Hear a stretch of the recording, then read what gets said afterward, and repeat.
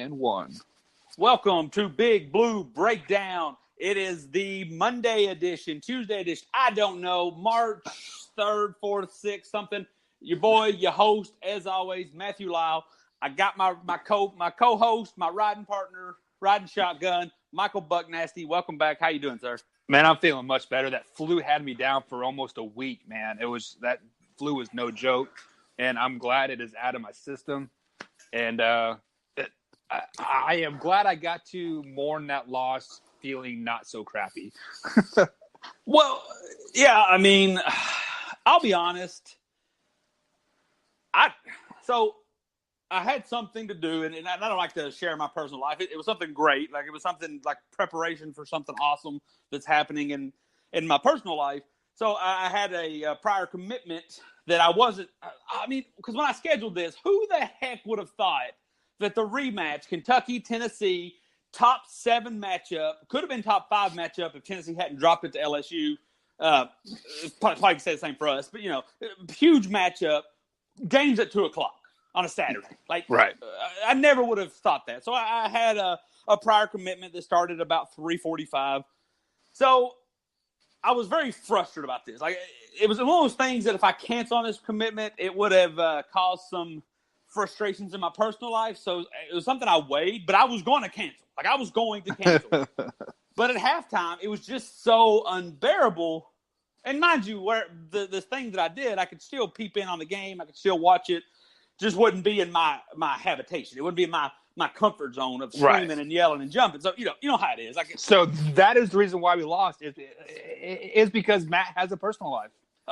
That's it, guys. Hey, look, you're joking, but I will sacrifice that if it means unlimited national titles. If we could be UCLA from the 60s and 70s, but all I did was just sit on the couch and watch Kentucky, sign me up for that. Right.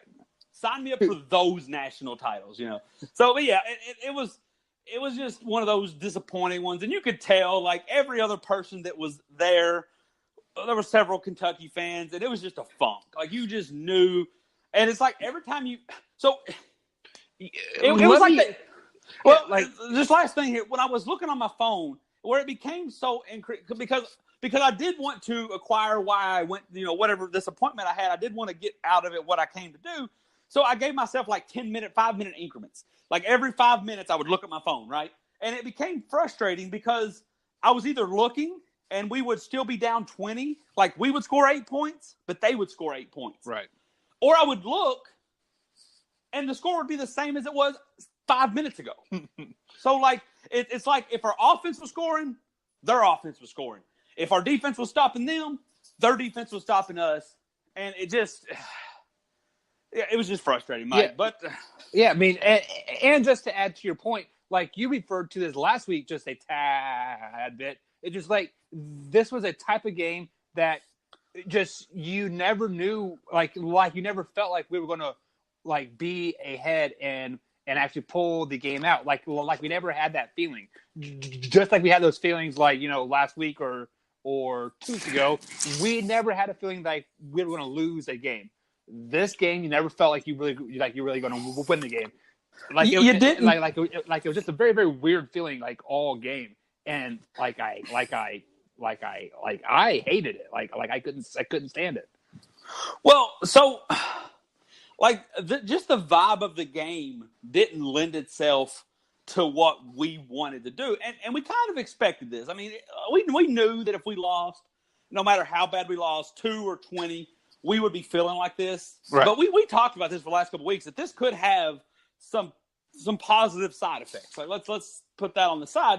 We talked about that. The thing that kind of just felt that made this feel like this was going to happen is, we beat them so badly a couple weeks ago. Yeah, it was bound to happen. When you do that, I mean, I guarantee you our mindsets were completely different.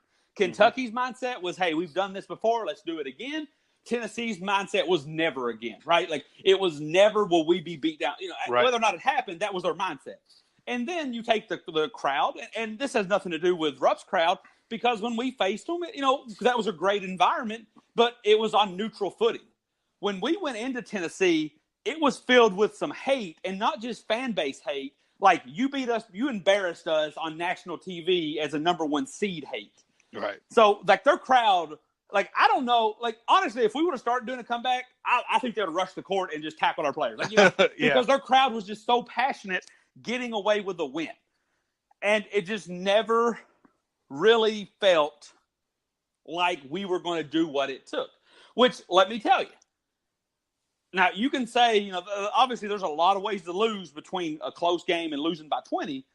But if you mean to tell me, because I hear a lot of people saying, oh, I'm not confident in this team in the tournament anymore. If you mean to tell me that the only way we're going to lose in the tournament, and I said this on the postgame show, is if we go into a ruckus environment, which, let's be real, doesn't happen to us in the tournament. Mm-hmm. If we seem to travel well. Absolutely. If we beat the other team by 20, which, let's be real, unless we're playing North Carolina or Louisville, there's not too many teams that would fall under that. The teams that we beat down, they deserve to be beat down. Right. Kansas might be pesky, but they got to get on a winning streak if they want to even get to where they would play us. So, and then everybody on their team was going to have to play great, and everybody on our team was going to have to play horrible. Like we did on Saturday. Right, exactly. If you told me that was the recipe to lose, I would say, well, no, duh, that's the obvious. Yeah. But I would say I'll take those odds. Like I will take, because I don't know if those stars are going to line up. Even in those odds, even if every player on our team played their worst game, we can still compete with over half of the tournament. Like probably if you look at any given bracket, I think we could compete with 55. Like we could play horrible and beat 55 of the 68 teams. Right. Like I'm talking like Tennessee horrible, maybe even worse horrible. Mm-hmm. So I'm not really too awful worried about that one. And I said this on last week's show, and I keep saying this, sound like a broken record, but I try to I love this stat, and B, for the people who don't always hear, or if this is the first time you hear it, you shouldn't be deprived of this awesome stat. 27 of the last 30 national titles national champions have lost on or after February 20th. There we go. So I think there's something to be said that you get that last wake-up call, that you get that splash of water in the face, that you take that L so you can say, you know what? No matter how good you think you were, you can't be beat. Yeah. It's that friendly reminder that, hey, you're on top of the world right now. That's great, but this can happen. Right, and let me compile on that just a tad bit here. I think I am more comfortable as a 2 seed playing in our home state instead of being a 1 seed in the Midwest bracket, because let's be honest, Texas Tech is pretty darn good. They are currently projected as a 3 seed, I think, in the Midwest. Kansas State would like fall as a 5 or a 6 seed. You have a Wisconsin team that is projected as a 3 seed in the Midwest, and I think the 2 seed would have been North Carolina, if I'm not mistaken. I forget. Yeah. I forget who they have projected, but that Midwest bracket is going to be a nasty, dirty bracket. I would much rather be a 2 seed in the same bracket as Duke and face them in the Elite Eight in a quote unquote neutral site game, but like a home game for us. Like Louisville would be running in blue. 4th Street Live would be taken over by Big Blue Nation if we beat Duke in Louisville as a 2 seed. Yeah, no, I'm going to echo that, because first off, let me tackle the big thing in here. Everybody says, "Oh, I don't want to be in the same bracket as Duke." I do. Why not? Yeah. Why not? Especially if it's in Louisville. You give me Louisville, and I don't care. It could be on the moon. I actually, this is mathematically impossible, but give me Duke as a make us the 16 seed in Duke's bracket. Let us play them first game, right? Because look, we're going to be hyped no matter what. And I'm not saying that I want an easy win versus Duke, but if Duke's one of those teams where if everyone's playing their greatest, if everybody in Kentucky and everybody on Duke's playing at their absolute greatest, we could still lose. Like, let's just be honest. Like, they're a really good team if they're healthy and more healthy and all things are even. They are the best team in college basketball when healthy. Right, absolutely. And hitting on all cylinders, especially if they hit shots. We saw what happened. Right. So give me that early. Give me the chance to have them not paying attention. Because let me tell you what. You want to see Zion Williams and R.J. Barrett play like the NBA All-Stars they're probably going to be? Let it be in the national championship game, right? Like, that's when all spotlights are on them. Right. The Elite Eight, the Sweet 16, all those other rounds, that's how Duke gets beat. Because Duke either typically wins the title or loses early on. Because if you don't catch them early, if you're going to fight a bear, as silly as it sounds, if you're going to fight a bear, fight it when it first wakes up. Don't let it kill a couple things and get riled up.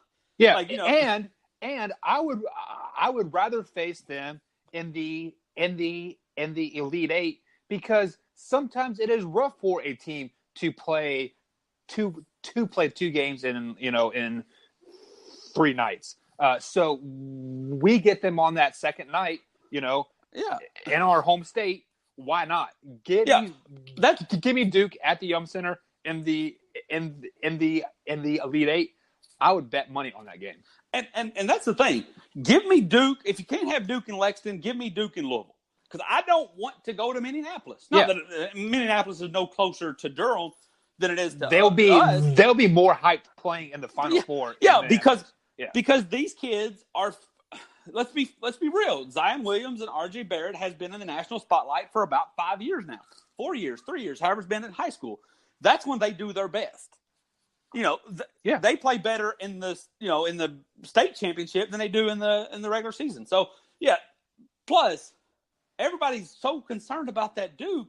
You gotta always number one thing in sports, and I always preach this, is the human effect. The fact that we talk about this all the time because Kentucky more so than ever because they're so young and they've been so dominant throughout the history of college basketball. It's easy to be human, and not to get on another tangent, we hold we become human in our everyday life, and that's fine. You make mistakes every day as a human, but like these kids can't. No, but so you're taking the human side effect. That Midwest bracket scares me, Mike. Yeah, because I don't want to be in it. Because let me tell you what, according to the ESPN one that dropped, what that bracket would look like potentially that scares the crap out of me. We would have a second-round game versus a Syracuse team that is a master of the zone. We've shown you that we can score on the zone, but you go in a second-round game, you're not paying attention. That zone can very fuck ugly. up. Yeah. Absolutely. Sweet 16, a Wisconsin, a K-State. I think I've talked about it. I think we'd be hype, but if we're not, those are teams that can beat you. North Carolina in the Elite Eight scares me more than Duke in the Elite Eight because just like the Tennessee game, the last time that these kids looked at each other, Kentucky embarrassed North Carolina. Like they just dominated North Carolina. From tip till finish. Yeah, it was good. Ugly. That's tough to replicate, man. We talk about all the time it's tough to beat a team 2 or 3 times in the season. Look, that can happen. What's really tough is to dominate twice. Mm-hmm. Because typically what you do is this happens in all sports. When Team A dominates Team B and then they rematch, Team A is like, hey, we did this and it worked, so we're not going to change. And then Team B says, hey, they did this. Let's work to stop this. So now you're going into that game still doing the same thing that worked last time, which just happens to be the same thing that North Carolina's prepared for, or that Team B, So yeah, that scares me more than that other bracket. Mike, before we move on, because like we say, at this time of the season, we can piddle around about this Ole Miss game that's coming up Tuesday, and we can talk about the importance, but it's March Madness. But I got to address something that's probably not going to go well, Mike. Lay it on us, Matt. Lay it on us. So I am a very, very, very, very, very passionate UK fan. I'm not claiming that I'm any more passionate or any better of a fan than anyone else. Don't take that. I'm just passionate. And I've always defended our fan base. When people's like, oh, Kentucky's got the worst fan base, I'm like, no, we're not. Every fan base is just fanatic. Like that's it. Mm-hmm. And we have an amazing fans. I love our fans. Like I interact with them hours on my day, and it's great. But every once in a while comes this entitled mindset that just infuriates me. And I shouldn't let it bother me that much because I don't know. But I think it's just because prior to social media, prior to being a part of all these groups that I'm in, which is a great haven to talk Kentucky sports, I've spent the other 30 years of my life defending Kentucky. So, example, Mike, nothing we've done this season guarantees that we deserve to go to Louisville. If we get a Louisville seed, that's amazing. But if it doesn't, that doesn't mean that there's sign of corruption. That doesn't mean that there's sign of bias against Kentucky. That's a reckless speculation. Because here's the thing. If we're a 1 seed, the fact that we're a 1 seed does not guarantee the fact that we go to Louisville. There's a pecking order to this. There's levels to this stuff. So if we're the 4th 1 seed, we, just like the 4th in anything in life, are going to get the 4th option. So, for example, if everything holds true and Gonzaga's the 1 seed, number 1, they're taking out West. If Virginia's the 2, they're going to take the East. And if Duke's the 3, do you think they're taking Kansas City? No, they're going to take Louisville because it's substantially closer. Right. What about any of that? What about any of this season makes you feel that you're entitled, that this team is entitled to home field advantage or the closest thing you can get to home court advantage? Right? Like, what makes you think that? Because I'll be honest with you, Mike, we've done this show all season, and I don't care if 1,000 people's listened or nobody's listened. We didn't even start talking about Kentucky being a 1 seed till that Tennessee game. Yep. Till 3 weeks ago. There was some murmurs. We started chippering, speculating, and then we lost to LSU, and I'm like, oh, that's bad. The win versus Tennessee is what actually made that conversation possible. It definitely catapulted it. So wherever you got this mindset, and look, this is the thing that kind of frustrates me the most, Mike. When I have to come across like I'm defending someone other than Kentucky, that makes me very mad. Because, look, I'm not a Duke fan. But everyone's saying that Duke has these refs in their pocket. No. They got 2 national champions in the last decade. They also have 2 losses to a 15 seed.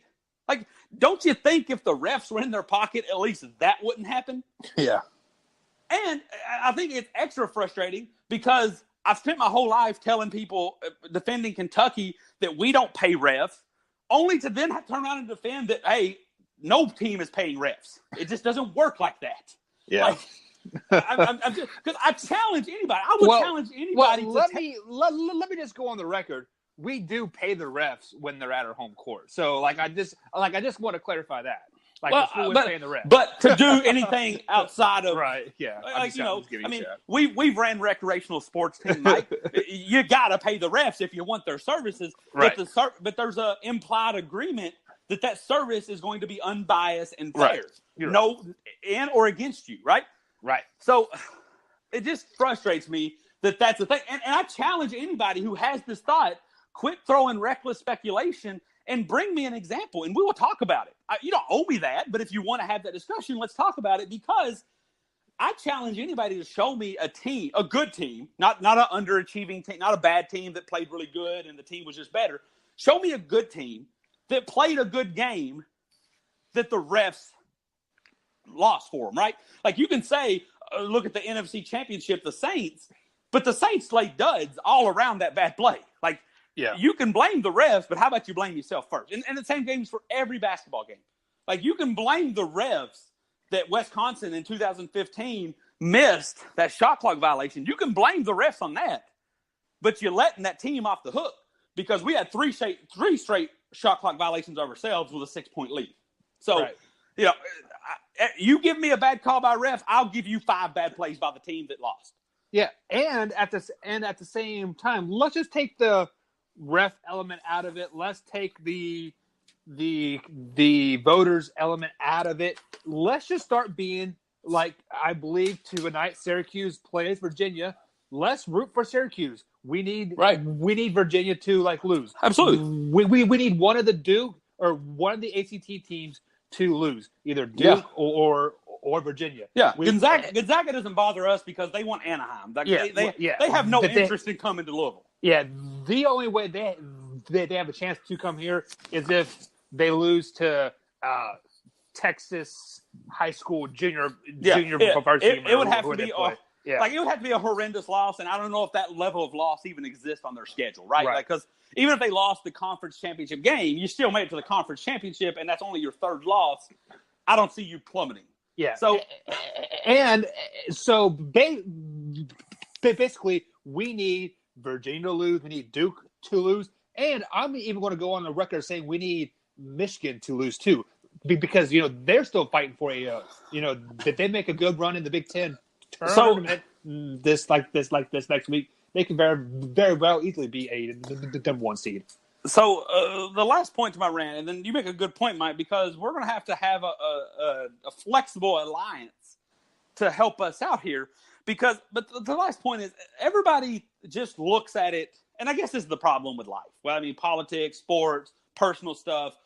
Who's your favorite cooking show? I don't know. Maybe you don't ever look at things. Sometimes you just got to step back, right? Because Kentucky, you can say we've gotten the short end of the stick, but I would argue against that to a lot. And I hate to defend Duke ever, but the discussion or the notion that the NCAA committee favors Duke over Kentucky is absurd. I actually did some research on this, Mike. Duke's last 5 regions that they've been put in, and I had this memorized a little better a couple days ago, was California, Houston, Texas, Oklahoma City, Indianapolis, Memphis maybe. No, it wasn't Memphis. It was another team out west, right? So none of those are close. Kentucky's last 5, and I love Kentucky. Atlanta, Memphis, Indianapolis, Louisville, and another local city. I think we did once have to go to Kansas City, but I think that was the year that we was the 8th seed, and you don't get to call your shots when you're the 8th seed. Right. So they're all within five or 6 hours. Yeah. I think Atlanta's 5. Last year we were the 4th seed, had a really bad season considering the talent we had. We still got stuck in the Atlanta bracket. They don't call it Catlanta for nothing. Right. We've been to, since the Yum Center's opened, they've hosted a tournament location 3 times. 2012, 2015, 2016. 12 and 15, we were there, baby. We deserved it, and we were there, right? So 2016, we had a horrible year. We didn't deserve it, and we didn't get it. And if you want to talk unfair seeding, that 2014 Kentucky team was hot. Now, you can hate all you want, but if you watch those games, even the unbiased eye said they were a hot team. And you put them in the same bracket as an undefeated number 1 overall Wichita State team? That's the team that should be mad. Right. That's the team that should be holding this grudge. I can rant about something different every day. It's just we got to let this go. The fact that somebody's against us. Nobody's against us. Nobody hates us. Announcers, everybody complained. Mike, you got me going again, and you didn't even do nothing. Everybody likes to complain about the announcers. They were going hard against Rafferty. I get them puppies in order, whatever he said. And everybody's like, oh, but him and Grant Wills they just can't stop talking about Tennessee. You know why? Because they're beating the number 4 team in the country by 20. What nice things are you going to pull out of the air about Kentucky when you're losing by 20?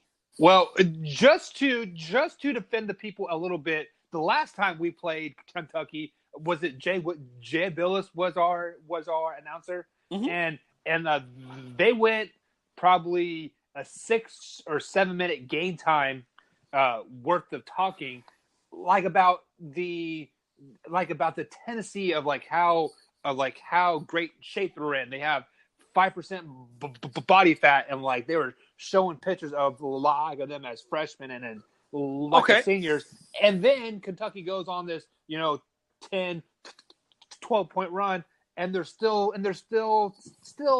talking about it. Okay, Mike. Now, you're okay. I get it. I'll take that defense.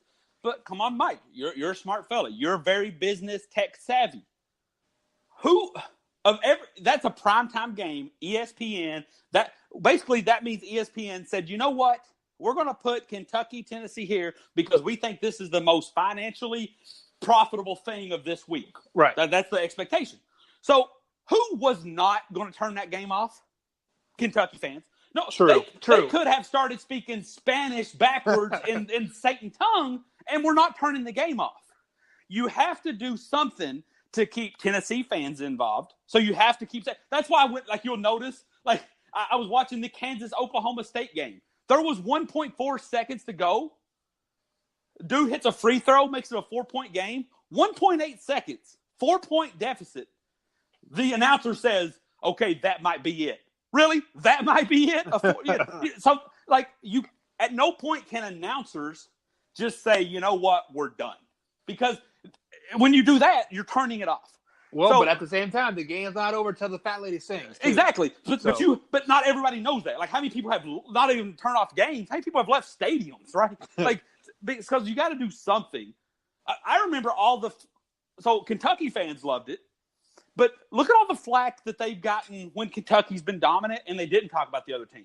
That Kentucky-UCLA game when it was 41-7 at halftime, they were talking about Rivers. The Kentucky-Vanderbilt game just a couple of weeks ago, once we were up by 30, Jimmy Dykes started talking about his music career. And everybody's that was crazy, wasn't it? And even Kentucky fans are like, oh, get Jimmy Dykes out of here. You need to talk about the game. What do you want him to say? Well, we hit another 3. Yeah, there's another one. Nick Richards is 7'4", and no, you can't. Yeah. You have to. And I don't know. I guess I watch enough sports to understand that the business side of it dictates that. Well, and they also pre-plan all this stuff too. Yeah. So they have to have it, queued up in just like in the truck or in the studio. So it's not like they. So say even if I feel like even if Tennessee was beating Kentucky by 20 points, at home, they still would have talked about it. And look, I just encourage people to look at the other side, right? Because you actually taught me this, Mike, on one of the shows we did when I was like, it's so funny that I listened to the radio and they play only 6 songs. And I think it was you or maybe it was Billy who told me that, which I knew, but it kind of reminded me that radio's intended with the understanding that you're only going to be in the car for about 10 to 20 minutes. Right. That if you played a song once a day, the percentage of people that would hear that one song is very small. So when people's you talked about Admiral Schofield talking about their 5%, that's something for everybody who hasn't watched Tennessee yet. Now, if you've watched Tennessee, you've heard that story everywhere. Just like as a Kentucky fan, you've heard the story everywhere that Tyler Hero was set to go to Wisconsin. He turned it down, and Ashton Hagens should just be a senior in high school. And we've heard all this. But for people who haven't watched Kentucky much, when they turn on the game, to your point, these are pre-recorded notes.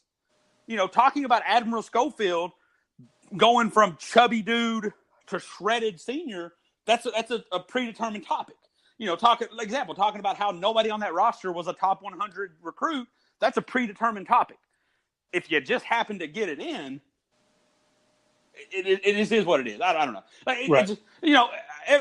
It just gets frustrating, Mike, and I'm going to digress and get off this. Well, actually, let's not do that quite yet because I want to go in on the fans. Okay.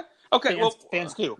All right, absolutely. So we'll go you, and then we'll just bounce back because I think I'm about to have an aneurysm. So right. Go first. So just to add to your point there, I'm in some of the boards too, and I see people, they chit chat about the game like they're saying, oh, Hero sucks. Oh, Cal is the worst coach ever.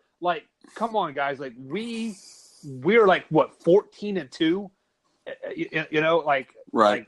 Since January 10th or something like that. So one loss is not going to make or break your season. I mean, yes, it'll make and break it in March or in April, but come on, it's the beginning of March.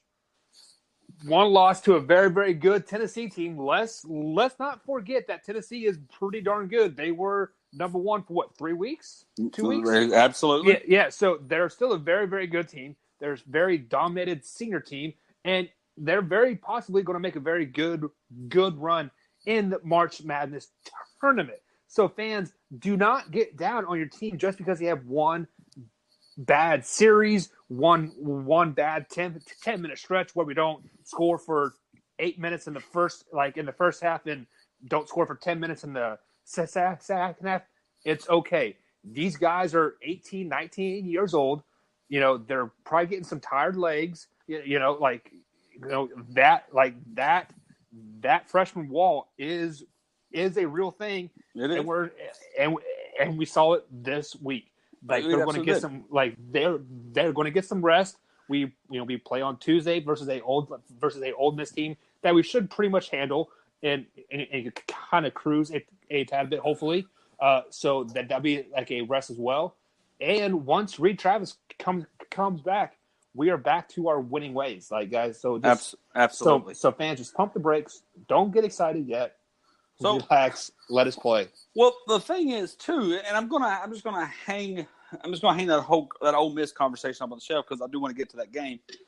It's just I don't know what it is. I don't know if it's nostalgia that you just think that. So all right. So the thought I have with this, and it's not just our fan base. I think it's everybody in college basketball. But I think the assumption that age equals more talent is kind of absurd.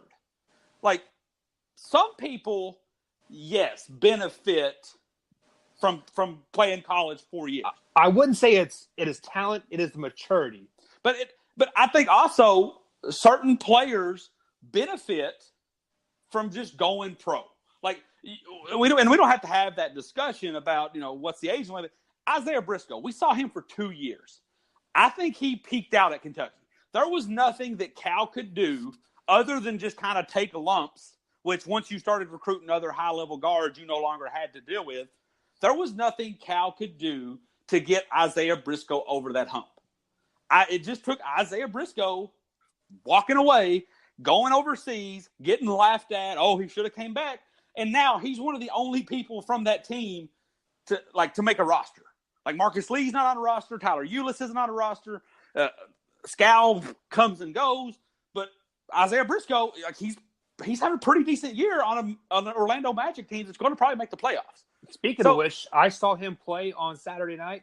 He is doing really, really well. Exactly. So yeah. Some people need a couple more years. Some people, you just can't, like, some people, more is worse. Sometimes more is better. Mike, you coach.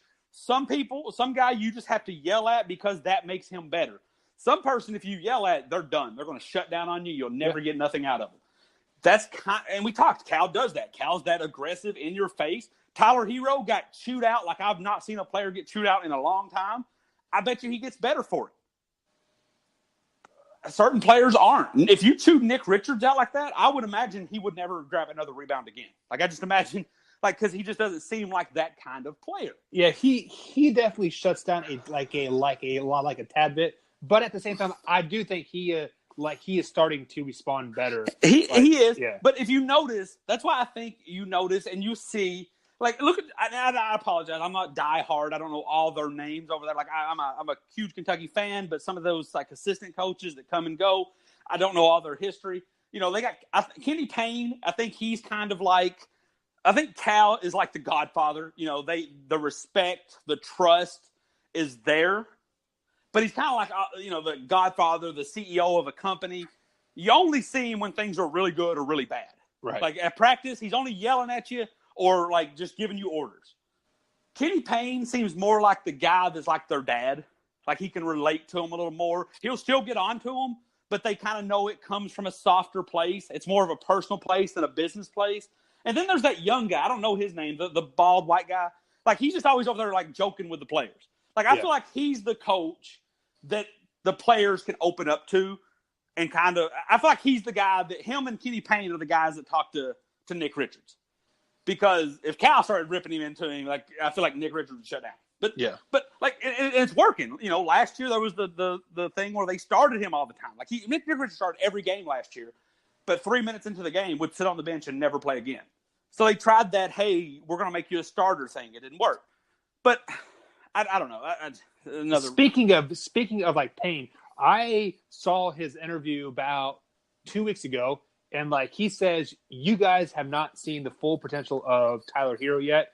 And then the very next game, he goes off for like 29 points. So Kenny Payne, he definitely knows the players inside and out, and he knows how to get the best out of them. Yeah, I am really surprised somebody has not picked him off to become a head coach yet. Well, I think it's one of those things too where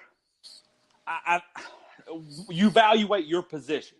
Being a secretary at Apple is probably more better and profitable for your career than being a manager at McDonald's. The titles suggest differently, but what you're learning is just getting yelled at Apple by a CEO. Man, you're going to take that and you're going to be CEO one day. True. So I think Kenny Payne weighs that. Do I be an assistant coach at Kentucky, or do I do like other coaches and do I take a job at Texas State or Southern Florida? And I don't know how old he is either. Well, there was talks about him being a Louisville head coach, but a lot of Louisville fans said no. We want somebody with a little more. I think they wanted to play a little more safe, considering all the troubles they've been in. Right. So they went with Chris Mack, but there is some love out there for him. But I think it would take, hate to say it, but Indiana, obviously like the likes of Duke, North Carolina, those big programs. I just don't think he's going to dip and go to a little program. And last thing before I move on, because I do want to move on from the rant, I have calmed down. You can't play this two-way stuff. When Ashton Hagen shuffled his feet versus Arkansas, that call wouldn't have lost us the game, but it could have led to a loss. A lot of our fans were making fun of Alabama fans or Arkansas fans for crying. Oh, get over it, boo-hoo-hoo, you shouldn't have stood a chance. Well, we were doing the same thing a week ago. Right. LSU, and you could, for all you say, he would have called that play. We don't if that call would have been made, we don't guarantee a win. We just guarantee an overtime. So True. It's just one of those things where we sure, and rightfully so, we were frustrated against LSU, but we sure did a lot of boo-hooing then. We can't just tell other people to stop boo-hooing when you get the shaft. Yeah. Like, when it works in your favor, you win some, you lose some. Sometimes it goes your way, sometimes it doesn't. You can't go that. I hear a lot of people frustrated about Admiral Schofield's last dunk being classless. Me personally, as somebody who's played basketball, I actually think that's no different than you putting in your walk-ons and having them jack up the world's furthest three-pointers. Yeah. Because that looks – people are like, oh, but they're walk-ons. They're getting playing time. Okay, but you don't have to jack up 40-footers with the crowd chanting and laughing. Like, I'm not saying anything bad. I don't mind it either way. And then I remembered, who was it? Was it against Louisville? Keldon Johnson had a dunk that was kind of pointless. We were up 20, and he with like 6 seconds to go, and he just whammed it in. Like, that's just emotion and hype. Like, for us to call him classless, that was it silly? In the pros, might he get a bow to the face someday? Probably. But at the same time, that is the type of world that we do live in too. Me, like I get hollered at for leaving a plate like in the sink, but yet my wife can do the same thing and everything's hunky dory. No, Mike, you really gonna get in trouble when you start bringing that up. Yeah, I just she's giving me that look, man. Well, it's just love you, baby. I think it's just what is this show? This show got rated R quick. I think it's one of those things too, where it's a difference in the generations. One of the things that one of the biggest glaring things I've seen one of the biggest generation gaps I've seen from Kentucky fan bases is a lot of our older, passionate fans standing up for Brad Calipari's wardrobe. Which, look, let's be honest, I have no problem with what he wears. He can wear what he wants, but he does it for a rise. He does it for the gram, right? Like, he does it for the clicks. He looks horrible. Let's be honest. But when everybody gives him a hard time, a lot of our older fans are so quick to get there to be at Brad's defense, and that's fine. Like, I like that. But come on, this is the era. This is the generation of clowning. Like, we're going to joke on you. Like, I'm sure he does it to get a hard time out of his teammates who are equally as kids like him. It's just what it is. It's a different time where insults aren't insults. Like, it's confusing, and we could have a different show about confusing of insults, but it's at a time where insults from certain people are seen with love. Like, and I think he does it to get a rise. He does it for clicks. He does it for shares, and I think that's awesome. That's just a part of today's generation. One last thing, and this isn't a rant. This is something I want your thoughts on this, Mike. We haven't talked. It is Kentucky related. As you may be aware, we have a new fan, if you will. The Instagram model. Have you? I'm sure you've seen this, Mike. Right? I haven't seen it. No, you have not seen the Instagram model. I don't know her name. You have to search her. She's a fan. She's been to a lot of Kentucky games. She's decked out in Kentucky gear. She's like she's all over the place. She's got thousands and probably millions of followers. And once there's a couple of pictures out there where you can see PJ kind of flirting in the old DM, like he's putting little comments in there. And then there was even speculation that Keldon Johnson told somebody in the stands he loved them in kind of like a flirty way. A lot of people speculated it was at her. I don't know about that. But a lot of our fans, a lot of our older fans, and rightfully so, are like, guys, get your head straight, basketball only. At first, I was like, Mike, these kids will be kids, right? Kids are kids. If you're ever going to play good, it's going to be in front of the Instagram model. Yeah, exactly. Do it for the ladies. But Mike, I did a little research, and I'm still fine if our players are with her or they're friends with her or they like her. Wait, is she a man? She is not. Okay. She is not. Good. But I'm a little worried because she seems a little like a heartbreaker. Uh-oh. I was watching some of her stuff, just kind of a little intel, just say, hey, who is this person? She made a reference. Somebody asked her who her favorite basketball team was. Her response was, whoever I'm currently with, but she said it much less favorable, a four-letter word, couldn't say it. She's like, whoever I'm with. She's very graphic with her interest and her talents. She brags about her level of famous people involvements. I'm trying to really keep this PG for you, Mike. And I'm just a little concerned for my man, whoever's dating her, whoever's with her. I'm a little concerned because Heartbreak City's tough when you're 18, 19. Well, let me stop you right there. Let me go on the other way of this. Okay. What if she is from Louisville and they're paying she's not. her? She's from Mississippi. Well, but I was just saying, what if she is working with Louisville and they're trying to get us in trouble for their whole, scandal that they were in a few years back? See where I'm going? I would pre-investigation. Facebook stalking, huh? Once I did my thing. Oh, it's not stalking, man. You just Google her. You just put her name in YouTube, and I encourage you not to if you're young or around small children, or if profanity's not your thing. But just there's not much stalking that needs to go on. You just Google her, YouTube it, boom, it's there. I think, Mike, it's more. I like famous people. I like dudes with money. What better ones to lock in with dudes who don't have money yet, but will? How does that Kanye song go? She's nothing but a gold digger. I'm not even saying that. I'm just saying, I imagine it's pretty hard because, fame is one of those things that's subjective.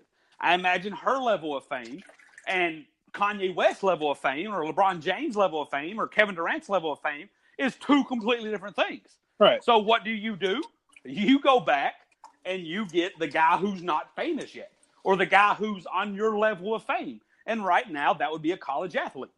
College athlete who has an NBA future. That's that level of fame. Then, and you get together and then 5-6 years down the road when this person is the next Kevin Durant, you're right there with them, So I don't know. It's fun. I don't care what they do in their personal lives. Just don't get their heart broken in March. Just wait till April or after April. Yeah. Because look, and I'm not just saying it from a personal standpoint. From the player standpoint, they'll be out there working for NBA drafts. They won't have time to worry about you. They'll be pro athletes then. All the women will be there. Let me give you some tip here, tips. young boys. If you think this girl's hot now, wait till you are in the NBA and you're traveling city to city and you see all these other beautiful ladies. Like there are more people out there that are just out there for this a little bit of fame. So I would even say, that's just speculation. I'm not even saying. I'm just saying. But let me look. He's a college star. Like all these players are college stars. Like I mean, you hear that. We could get into a whole other discussion about the stories we've heard of like just John Wall walking into parties. But right. So let's just move on. The safe thing to do. Just be safe, boys. Be safe. I know. We got Mike out here speaking to young boys. We got to move on. Ole Miss, Tuesday. You said something earlier that concerned me. You said that we should breeze through them. This Ole Miss team's a tournament team. Right. At home, pesky, took Tennessee to the wire. Are you still feeling confident about it? We should breeze through? I am feeling confident because of the week that we had. I know that they had they're probably having a pretty tough practice right now. I mean, not like right now, but like at 3 o'clock or whenever they have practice. I got to bet you they've had a lot of heart-to-heart talks, as we can say, and they're going to come out fired up. They understand they're going to miss Reed for one more game. I'm assuming he is not going to play. I haven't heard the official word yet, but I would safe to say he is going to sit one more game. Nick and EJ are going to learn, hey, we have to stay out of foul trouble because, quite frankly, having PJ as a 5, Keldon as a 4, Quickly as a 3, Hero as a 2, and Hagan as a 1. Like on paper, it sounds nice, but it didn't work very well, guys. So I think we're going to be okay. I think we're going to come out fired up. We're going to hit on all cylinders for the first 25 minutes, and we're going to kind of hit that cruise, like on that cruise mode, and they're going to they'll cut it down to about 6 or 7 points. Yeah, I'm actually going to go. I'm a little more for the story. I'm actually going to go. I think we struggled this game. I think we get the win. I don't think we lose anymore. But I do think we have one more. And I think, I think Cal likes it this way.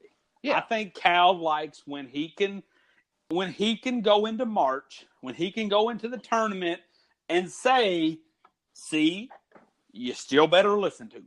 Like, right. You don't know it all yet. I think Cal likes that. And for everybody who's saying that, a lot of people are saying, this team's not as good as other teams because of the Tennessee loss.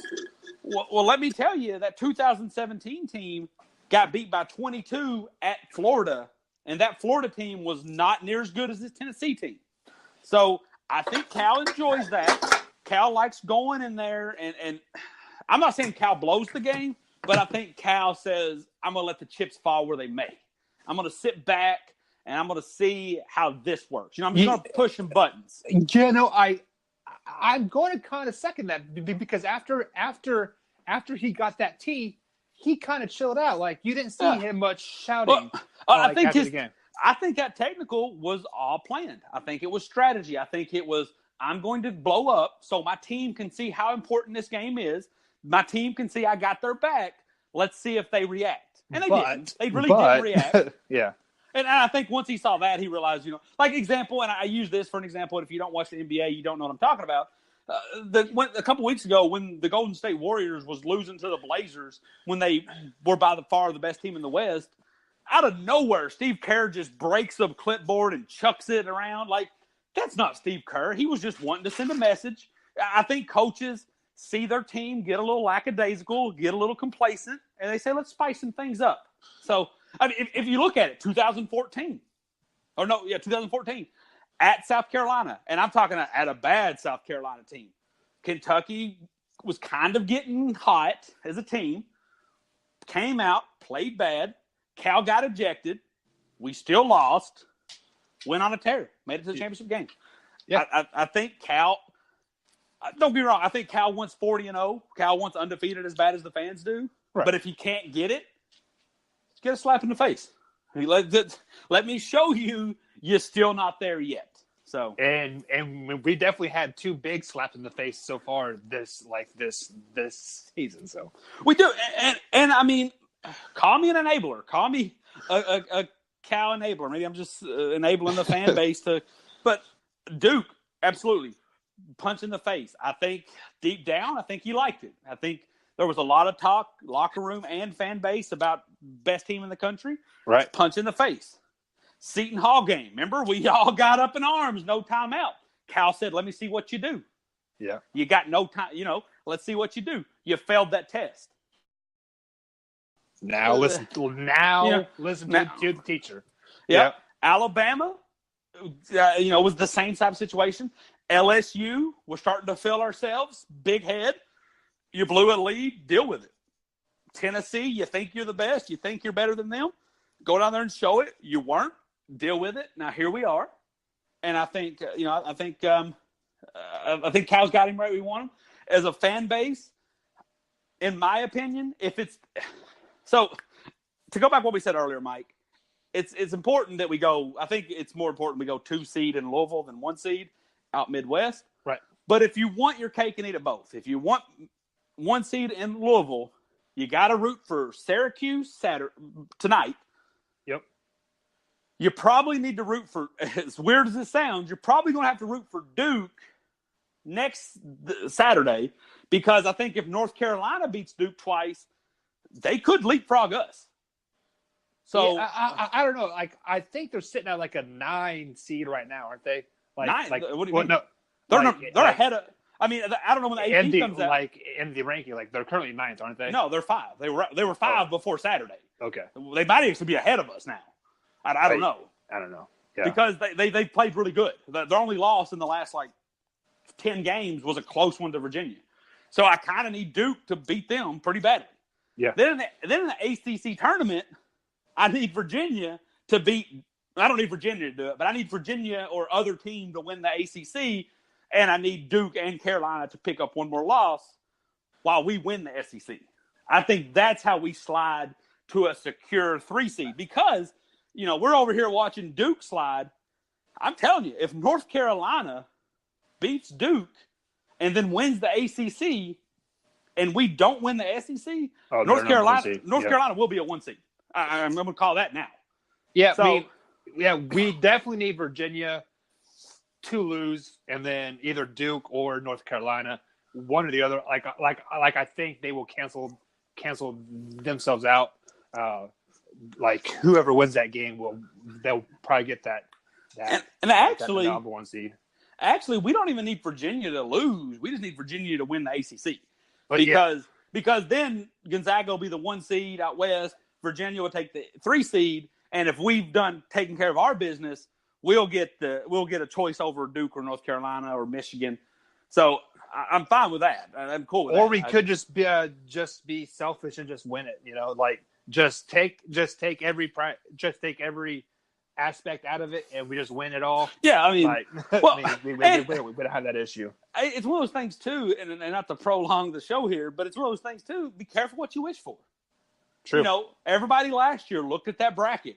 Oh my, they got us in here with Virginia. They got us in here with Arizona. We're in here with Tennessee. Doesn't matter. We didn't play any of them. It was K-State that beat us. It was literally the 8th seed that took us out. We might get put in a bracket with Duke, number 1 seed, in Washington, D.C., get the real shaft that people think's coming, and Duke might lose in the Sweet 16. Like, you never know. Or we lose before we get to Duke. So be careful. I'm sure especially if you're a Chicago Bears fan, I always bring this up. You had the playoffs locked up last year, Chicago Bears. If you beat the Vikings by making them not eligible for the playoffs, which means the Eagles got in instead of the Vikings, and then the Eagles beat you. Yeah. So be careful. Keep your friends close, your enemies closer. Always just be a little careful, because you might be so worried about Duke, it's somebody else that bites you. And this kind of reminds me of the Iowa State team, 2003, 2004, I believe it was. The previous year they made it to the Final Four, and then the next year they were a 2 seed going into the bracket, and they got beat by a 15 seed. Yeah. So So I mean, let's just hope we're playing well. I mean, and that doesn't happen. We've all been so excited to get somewhere, start running, and trip over a stick. It's happened. Right. So let's not get too excited, whether it's Duke, and I've said it from the get-go, and I'll continue to roll with it. I actually wish I hope for a tough bracket, like a noticeably tough bracket. Like, make us the 2 seed, make Duke the 1 seed, make Kansas the 3 seed. Just do all this because I think our guys will be hyped. Yeah. The teams that scare me are like Houston, which is a good team, but not a big name. Which they got beat last night. They did. UCF. Yeah, UCF. Crazy. 33 straight home games over. Mm-hmm. But that's what scares me. You're getting into a championship game, a team like UConn of 2014, but a team like Houston, really good team, but you don't respect them because you don't know who they are. The media saying, oh, it's Kentucky's championship. Go ahead and give it to them. And then we go out there and lay a dud. I'd rather play Duke where they're like, oh, I think Duke's going to demolish them again. And then you see how hungry Kentucky truly is. Right. So, I don't know, Mike. We've been all over the place. But that's where this is going to go. Like I said, that's just where this part of the season is because we're at the point of the season where we're just snacking on hors d'oeuvres. And all we care is about that filet mignon we call the NCAA tournament. Well, speaking of tournament time, I believe the girls start playing their tournament tomorrow night, if I'm not mistaken, right? I believe so. They are a 3 seed. So, and closing thought for all Kentucky teams, if we can get our baseball team in the top 25, I'm going to have to double check. I believe this would be probably the only time in Kentucky history, but I don't know about all colleges, that every varsity sport we've had has been ranked at some time during the season. And I word it like that because I don't know how long those football rankings stay in place. When do you shift from last year's rankings to preseason rankings? Right. Because Kentucky finished ranked in the football, but if you shift to preseason, we're not in the top 25 in preseason. But you know what I'm saying? So like but let's just say we finished in the top 25 because I believe we finished like 11th or 12th. If I'm mistaken. So, but if we can get the baseball team inside the top 25, which they should be, they're a pretty good team. I've seen them play. They are. They just like they had number 3 Texas Tech against the ropes. Should have locked that in. We didn't. It's just a couple of games like that. But if we can get in the top 25, every varsity sport we have, and I could miss 1 or 2, but I'm thinking, just because volleyball, soccer, we saw everything: softball, baseball, football, basketball, women's basketball, rifle team, cheerleading team. They're all ranked in the top 25. Just got to get our baseball team on board. Any closing thoughts, Mike? Which last year, I believe they were ranked 5th or 6th for a very, very long time. Yeah, they got up there. They got up there. Yeah. And then they lost to Indiana and Louisville and like back-to-back, and they kind of dropped down. But yeah, closing thoughts. Good luck to the girls. I see that they have a bye, so they won't play till Wednesday, I do believe. And they are a 4 seed. So good luck to them, and hopefully we pull out a win on Tuesday versus Mississippi State, which we definitely think we should, and just get the ball rolling again. All right. Well, that is it. That is it for Big Blue Breakdown. This was a sporadic show, but I felt like we got to vent. We got it off our chest. If you want to vent with or against this, let's be honest, we're not immune to it either, Mike. No. Let us know. That's it. Big Blue Breakdown for Big Blue Nation. We'll see you later. Go Cats.